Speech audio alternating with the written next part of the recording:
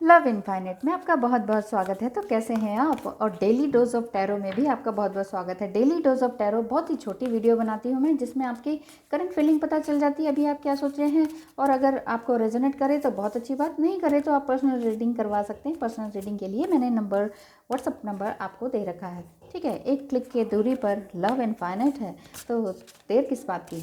Number घुमाइए और मुझसे बात कीजिए। बात यह है, आज मैं ये डेली डोज में थोड़ा सा डिफरेंट तरीके से करने वाली हूँ। यही कि 3 कार्ड्स शफल करूँगी मॉडर्न से, 3 करूँगी क्लासिक से, और 3 आपके इमोशंस निकालूंगी, और उसके बाद देखते हैं कि क्या रिजल्ट आता है। यार the first card 7 of pentacles. आप अपने फाइनेंस पर पूरी तरह से ध्यान दे रहे हैं। आजकल मुझे बार बार फाइनेंस पर ही कार्ड्स निकल कर आ रहे हैं इस तरह से। आपने अब तक जो काम किए कई सालों से, लग रहा है कोई 7-8 साल से, जिस काम पर, जिस प्रोजेक्ट पर, जिस कंपनी पर, जिस सोल पर्पस पर आप लगे हुए थे ना, वो सोल पर्पस जो है आपको बहुत अच्छा रिजल्ट लेकर आने वाला है। ईश्वर भी आपको बैलेंस करते हैं, जस्टिस देते हैं।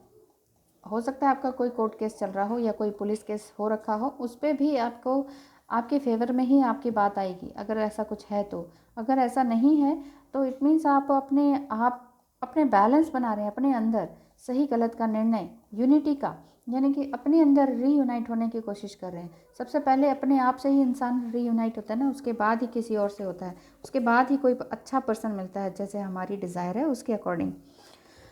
आप ये सोच रहे हैं कि 8 ऑफ पेंटिकल्स, आप ये सोच रहे हैं कि मैं अपने काम को आप बहुत ज़्यादा वर्कहॉलिक हैं, आप अपने काम को इतना बैलेंस करना चाहते हैं कि सब कुछ अच्छा ही हो, और अच्छा ही होगा, क्योंकि सेलिब्रेशन आपके उसमें है। लाइफ में कुछ ना कुछ नया क्रिएट आप करेंगे अपनी लाइफ में।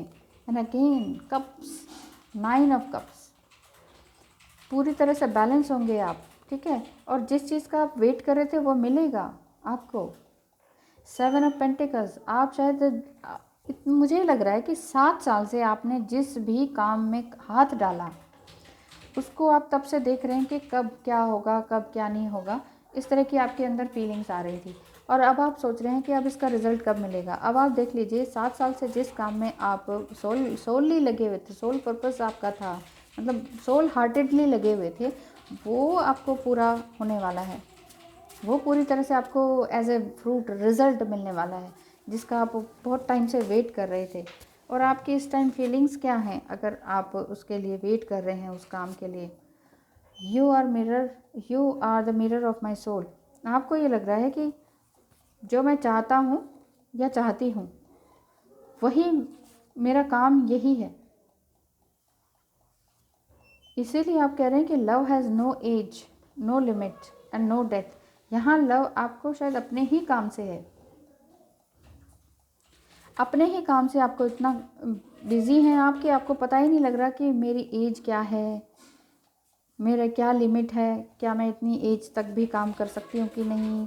आप हो सकता है एजिड हो, और ये सिर्फ उम्र ही है, ये तो नंबर होते हैं ना, एज सिर्फ उम्र क्या है, नंबर है। तो आप इन नंबर से भी जा चुके हैं परे, और आप डेथ भी आपने बहुत देख रखी हो, तो अब इस डेथ से भी डरते नहीं हैं बिल्कुल। आपको किसी पर्सन ने या आपके फाइनेंशियल लॉस ने आपको कुछ नया जीवन दिया, इसलिए आप यहाँ कह रहे हैं कि you change my life completely and give a new meaning to my life. आपका कोई पर्सन हो सकता है जिसे आप प्यार करते थे, या फिर ये जो डेथ हुई हैं, वो उनकी डेथ की वजह से, ऐसे लोगों की या पेट्स की डेथ की वजह से आपको कुछ नया जीवन मिला है, जिस वजह से आप सोच रहे हैं कि हाँ, मुझे कुछ नया करना चाहिए।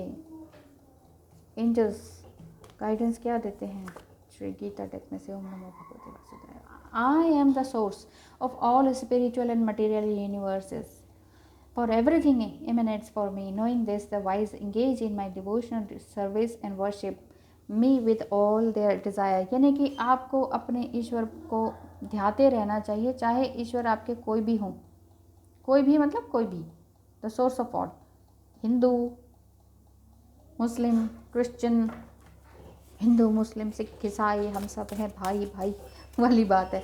मैं ये कहना चाह रही हूँ, यहाँ रिलीजियस की बात नहीं हो रही। स्पिरिचुअली अगर जिनसे भी आप मिलते हैं, जिनसे भी आप डीपली कनेक्टेड फील करते हैं, उनसे डीपली कनेक्टेड फील हो जाइए।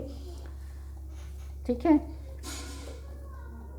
ये तो आपके लिए एक कार्ड आता है। एंड द सेकंड कार्ड आता है एंजेलिक गाइडेंस से अननोन टेरिटरी। मुझे लगता है कि आप किसी अननोन टेरिटरी में जाएंगे इसके बाद, आगे कहीं बहुत अच्छी जगह जाने वाले हैं। कुछ ऐसी जगह जो ठंडी हो, खूबसूरत हो, शायद वहाँ ऐसी जगह भी आप जाना चाहते हो और बहुत ही विजडम से भरी हो। पहले आपने विजडम से भरे हुए, आपके अंदर ही इतना ज्ञान भर चुका है कि आपको समझ आ चुका है कि एग्जैक्टली लाइफ है क्या, जीना मरना है क्या, पैशन क्या है, किसी के पीछे भागना ठीक नहीं है, ये सब कुछ आपको समझ आ चुका है। You are fully awared and awaken, you are exactly where you need to be. इसलिए आपको कुछ नया करके दिखाना चाहिए और कुछ नया आपके लिए ईश्वर ज़रूर कर रहा है। हो सकता है आप नई कंट्री में भी जाने का, या कोई ऐसी जगह जहाँ इस तरह का खूबसूरत नज़ारा होता हो जिसे आप रोज़ निहार सकें, नेचर में रह सकें, वो आपके लिए बिल्कुल इस 2020 में ही देखने को मिले। Thank you so much for watching.